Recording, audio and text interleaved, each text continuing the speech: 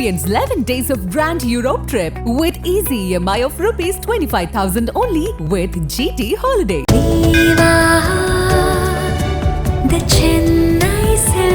நினைவில் நிற்கும் திருமணப்பட்டு விவாஹா தி சென்னை சில்க்ஸ். பல்லாவரம் திமுக எம்எல்ஏ கருணாநிதியோட மகன் ஆண்டோட வீட்டில் ஒர்க் பண்ணிட்டு வந்த பட்டியலின இளம் பெண்ணை பல்வேறு கொடுமைகளுக்கு ஆளாக்கியதா சொல்லப்படுற சம்பவம் தான் இப்ப மிகப்பெரிய பரபரப்பை ஏற்படுத்தியிருக்கு. கள்ளக்குறிச்சி மாவட்டம் உளுந்தூர்பேட்டை பக்கத்தில் உள்ள கிராமத்தை சேர்ந்த பட்டியலின சமூகத்தை சேர்ந்த தம்பதியோட 18 வயதான மகள் கடந்த வருஷம் ஏப்ரல் மாதம் ஏஜென்ட் ஒருத்தர் மூலமா சென்னை திருவான்மியூரில் உள்ள பல்லாவரம் தொகுதி திமுக எம்எல்ஏ கருணாநிதியோட மகன் ஆண்டோ மதிவாணன் வீட்டுக்கு வேலைக்கு போயிருக்காங்க.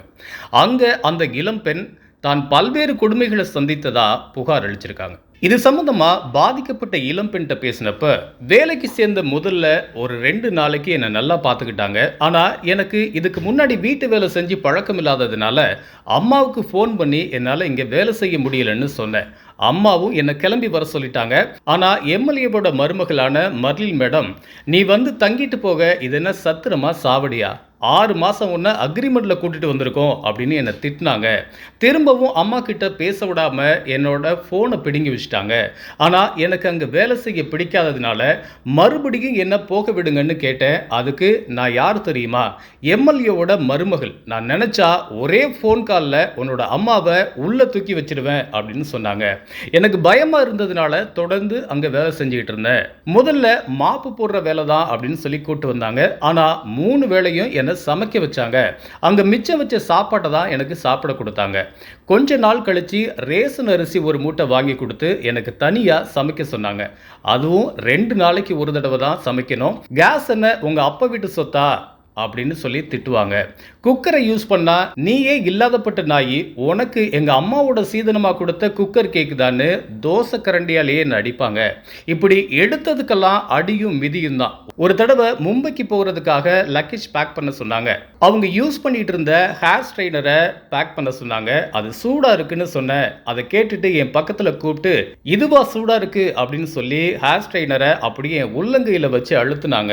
அதுல என்னோட கை தோல் புரிஞ்சு கொப்பளமாகிடுச்சு. வீட்டில் எல்லார்கிட்டையும் தோசைக்கல்ல சுட்டுக்கிட்டாங்கன்னு போய் சொல்லி சமாளிச்சிட்டாங்க. இப்படி கடந்த 6-7 மாசமா அவங்களால தினம் நான் அனுபவிச்ச கொடுமை கொஞ்சம் நஞ்சம் இல்லை சார் அப்படின்னு சொல்றப்பயே அவங்க கதறி அழுதாங்க. இது தொடர்பாக தமிழக டிஜிபி கிட்ட இளம்பெண் அளித்த புகாரின் பேர்ல ஒரு நாள் காலையில் 11 மணிலேருந்து இரவு 10 மணி வரைக்கும் மர்லினா என்னை அடித்தாங்க. எனக்கு ரத்த காயங்கள் ஏற்பட்டுச்சு. அது மட்டும் இல்லாமல் கத்திரிக்கோலை வச்சு என்னோட முடியை வெட்டி தாக்குனாங்க. இதனால கடுமையான காயங்கள் ஏற்பட்டிருக்கு. என்னோட கைகளை தூக்க சொல்லி குழம்பு கரண்டியால் மர்லின் என்னோட மார்பிளே அடிப்பாங்க. என்னை கீழே படுக்க வச்சு என் முகத்தில் செருப்பு காலால் எட்டி உதப்பாங்க. 2 கைகள்லையும் கன்னத்துலையும் தாடையிலையும் சூடு வச்சிருக்காங்க. ஒரு நாள் ஆடைகளெல்லாம் கலற்றி என்னை நிர்வாணமாக்கி என்னை கடுமையாக தாக்குனாங்க. ஆண்டோ மதிவாணனும் என்ன 2 முறை அடிச்சிருக்காரு.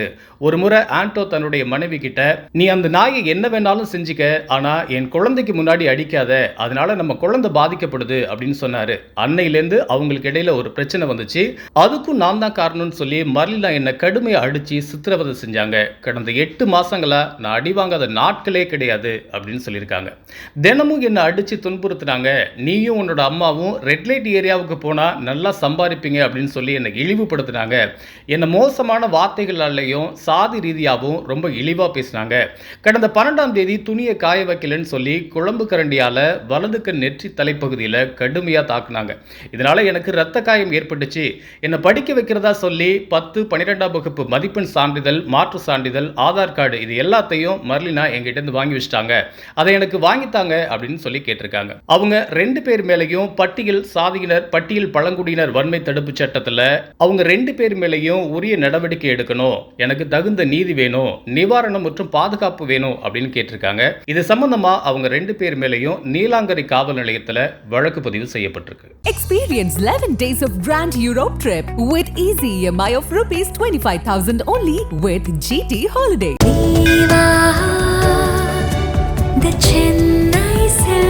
நினைவில் நிற்கும் திருமணப்பட்டு விவாஹா தி சென்னை சில்க்ஸ்.